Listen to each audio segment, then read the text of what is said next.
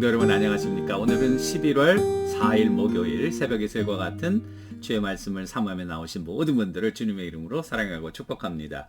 우리가 어저께 마태복음 25장 1절에서 13절까지 그 열처녀의 비유 말씀드렸는데요. 제가 조금 선별해서 다 읽으면 시간이 너무 많이 가니까 한번 다시 읽겠습니다. 25장 1절 그때 천국은 마치 등을 들고 신랑을 맞으러 나간 열 처녀와 같다 하리니 그중 다섯은 미련하고 다섯은 슬기 있는 자라. 미련한 자들은 등을 가지되 기름을 가지지 아니하고 슬기 있는 자들은 그릇에 기름을 담아 등과 함께 가져갔더니 신랑이 더디 오므로 다 졸며 잘세 밤중에 소리가 나되 보라 신랑이로다 맞으러 나오라 하매 이에 그 처녀들이 다 일어나 등을 준비할세 미련한 자들이 슬기 있는 자들에게 이르되 우리는 등불이 꺼져가니 너희 기름을 좀 나눠달라 하거늘 슬기 있는 자들이 대답하여 이르되 우리와 너희가 쓰기에는 다 부족할까 하노니 차라리 파는 자들에게 가서 너희 쓸 것을 사라 하니 마지막 그런즉 깨어있으라 너희는 그날과 그때를 알지 못하느니라. 아멘. 이것은 우리에게 주시는 하나님의 말씀입니다. 오늘 깨어있으라 두 번째 시간인데요. 여기 보시면은 이 열처녀는 신부가 아니라 제가 말씀드렸고요. 이 열처녀는 신부의 둘러리들이다. 그런데 이 열처녀가 해야 할 일은 뭐냐면은 신부의 길을 밝혀야 된다. 왜냐하면 신랑의 집과 신부의 집이 멀기 때문에 신부의 집으로부터 신랑 집으로 이 신부를 이제 인도해서 가는 그 길이 등도 없고 또 불빛도 없고 가로등도 없고 아무것도 없는 거죠. 그러니까 이 등불이 없으면은 못 가는 거예요. 신랑의 집에 들어가서 같이 혼인잔치를 해야 되는데요. 그걸 못 하는 거죠. 자, 그래서 이 미련한 다섯 처녀와 그 슬기로운 다섯 처녀의 차이는 준비의 차이다. 제가 어저께 말씀드렸죠. 준비. 무슨 준비일까요? 기름과 등불을 준비해야 되는 거예요. 왜냐하면 신부의 길을 밝혀야 되는 거죠. 그들이 펑션이에요. 기능이에요. 목적이에요. 자, 그런데 어떻게 보면은 하나님의 관점에서 슬기로운 자들은 기름과 등불을 준비한 자들이잖아요. 그런데 세상의 관점에서는 미련할 수도 있다. 왜냐하면 언제 올지 모르는 신랑을 위해서 늘 기름을 준비해. 기름이라는 게 한번 놔두면 어느 순간 되면 그거 다시 갈아야 되거든요. 등불도 늘 점검해야 되거든요. 이게 얼마나 귀찮고 그리고 손이 많이 가는 일이냐 그 말이에요. 그러니까 이게 어떻게 보면은 세상적인 관점에서 지혜로운 자일 수도 있어요. 그죠? 근데 하나님의 관점에서는 어리석은 자예요. 근데 하나님의 관점에서 지혜로운 자는 세상적인 관점에서는 어리석고 답답해 보일 수가 있어요. 왜냐하면 언제 올지도 모르는 거를 맨날 그렇게 옷도 준비하고 또 등불도 준비하고 기름도 준비해야 되니까 번거로울 수 있다는 사실이죠. 그런 의미에서 슬기롭고 어리석다는 이 차이는 준비의 차이다. 준비라는 건 뭘까? 주님 오시는 그날을 예비하는 거죠. 주님이 반드시 오신다. 언제 올지 모르지만 오신다. 여기 열처녀라는 것은 성도를 의미해, 여러분들과 나를 의미해 준비해야 되는 거예요. 우리가 준비하느냐? 여러분 지금 준비하고 계십니까? 준비하고 있지 않다면 우리는 언제 올지 모르니까 이때까지 안 오셨는데 언제 올지 모르니까 그냥 내가 막 살아가는 거예요. 됐어. 어리석은 사람. 그래 언제 올지 모르지만 반드시 오신다. 따라서 therefore 내가 준비해야 된다. 이게 슬기로운 자라는 거예요. 그러니까 여러분들과 내가 슬기로운 자가 되기 위해서는 준비하는 삶을 살아야 한다는 사실이죠. 준비한다는 게 뭘까요? 준비하는 것은 여기 보니까 세 개가 있네요. 이 준비한다는 말은 13절에 보니까 결론적으로 깨어있으라 그랬잖아요. 깨어있으라.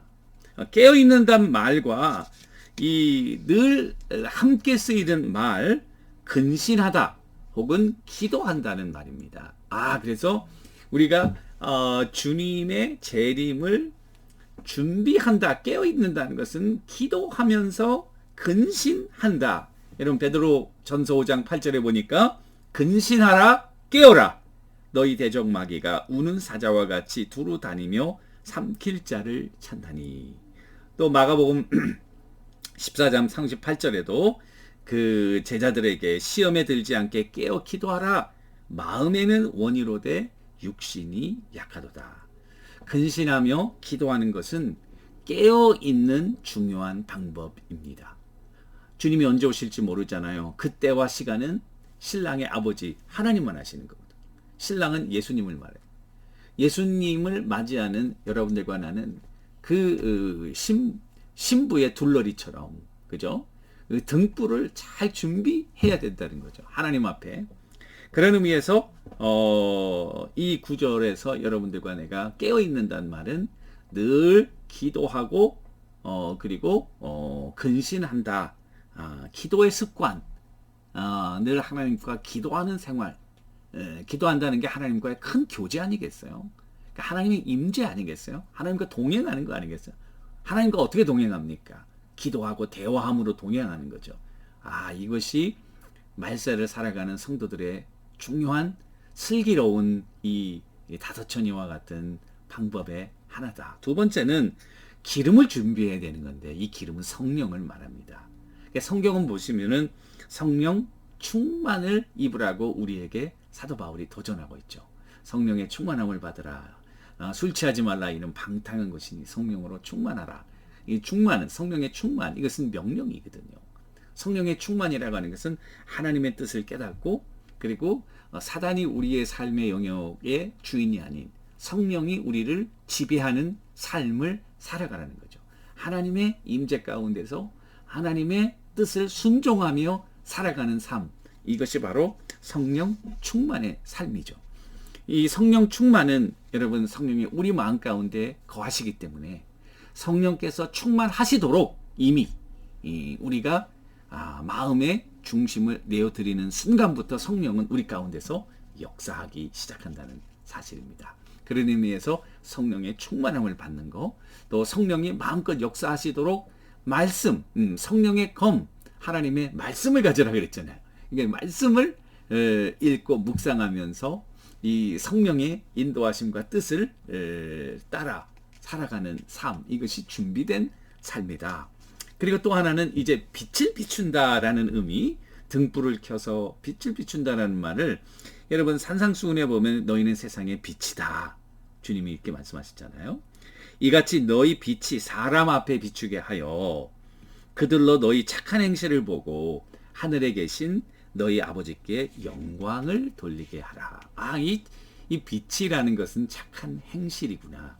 이 빛을 비춘다는 것은 어려운 삶의 순간에 기도하고 성령의 인도하심에 따라 우리의 삶이 하나님의 영광을 드러내는 그와 같은 삶을 살아가도록 하는 것이, 이것이 말세를 준비하는 성도들의 자세인 것을 보여줍니다. 삶과 신앙이 분리되지 않고 적은 일에서 실질적인 열매로 하나님을 기쁘시게 하면서 사람들 앞에 실질적인 열매로 하나님의 영광을 드러내는 이런 삶이 우리가 이 말세를 준비하는 성도들의 삶인 것을 보여주고 있습니다. 여러분들과 저는 어떻게 보면은 유혹과 혼돈의 시대에 살아가고 있습니다. 그러나 분명한 것은 주님이 반드시 재림하신다는 사실입니다. 그렇다면은 언제 오실지는 아무도 모르는 거죠. 여러분들과 나는 슬기로운 다섯처녀와 같이 우리의 기름과 등불을 늘 준비하는 삶을 살아야 된다. 아무렇게나 그냥 생각 없이 살아가는 것이 아니라 반드시 이 세상에 끝은 있다. 우리 인생은 끝은 있다. 주님이 재림하심으로 이 역사가 끝난다. 이거 하고, 그렇다면은 내가 잘 준비해야 된다. 어리석다는 것은 알면서도 준비를 안 해. That's 어리석은 거예요. stupid한, foolish한 거죠. 그러나 알기 때문에 내가 이것을 슬기롭게 잘 준비하는 거죠. 그래서 이 stupid하라는 것은, 하다는 그 헬라 말은 모로노스라는 말인데, 거기서 모란이라는 영어 단어가 나왔는데요. 앞뒤가 맞지 않는, not make sense, 그리고 로지컬하지 않는, 주님이 오신다고 이야기하고 그리고 그것을 분명히 알고 있는데도 준비하지 않는 것은, 이것은 앞뒤가 맞지 않는다. 이론이 맞지 않아. 어리석은 짓이다. 그 말이죠. 그러니까 이치가 맞지 않는 일이다라는 거죠. 오신 거를 아는데 왜 준비를 안 하는 거예요? 준비해야 되는 거죠. 그런 의미에서 여러분들과 저는 깨어서 기도해야 되고 성령의 인도하심을 늘 받아야 되고 그리고 삶과 그리고 우리 신앙이 분리되지 않는 그런 삶을 사는 준비. 이 놀라운 것은 일단 문이 닫히면은 열리지 않는다. 한 번 우리에게 기회가 주어지는데 일단 이 기회를 놓치게 되면 우리는 그 혼인잔치에 따라갈 수 없다는 엄연한 현실이 우리 앞에 있다는 사실입니다.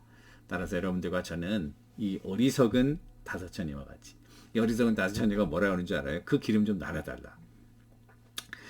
이거 너무 야박하게 왜 그 기름을 안 나눠주나? 여러분 이론적으로 생각해 보세요. 먼 길을 가야 되는데요. 기름을 나눠줘요. 그럼 가는 길이 조금 밝아지겠죠? 중간에 가다 다 꺼지는 거예요. 둘 다. 그러면은 그 끝까지 못 가는 거야. 한 사람이 끝까지 가는 게 좋지. 두 사람이 밝게 비추다가 한중간에 꺼지면요. 오도 가도 못 하는 거예요. 그러니까 이 지혜로운 처녀들이 차라리 가가지고 너희가 사는 게 낫다. 왜냐하면 둘 다 못 가기 때문에. 따라서 우리에게 주신 믿음의 분량 이것은 나눠줄 수 없다는 거예요. 여러분들과 내가 책임 있게 마지막을 준비하는 영적인 준비하는 삶을 살아야 할 것을 보여주는 거예요. 아무도 못 해줘요.